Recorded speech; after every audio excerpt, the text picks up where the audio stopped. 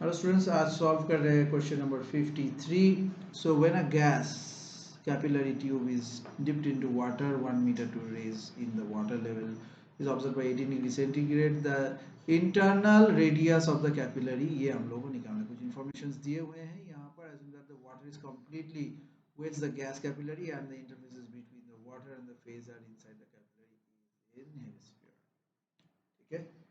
So to find the internal radius of the capillary tube, we can use the principle of capillary rise, which states that the height to which the liquid will rise in a capillary tube is inversely proportional to the radius of the tube.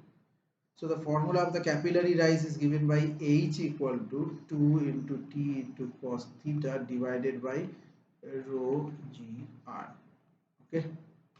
So where H equal to height of the capillary rise, T equal to surface tension,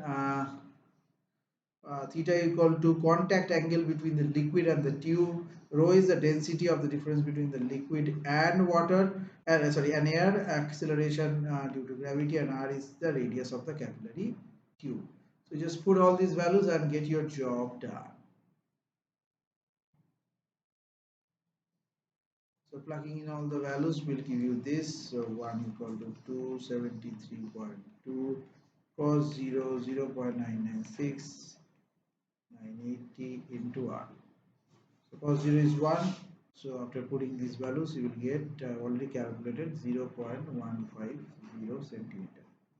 So therefore, the internal radius of the capillary tube is 150 centimeters. So answer is 150.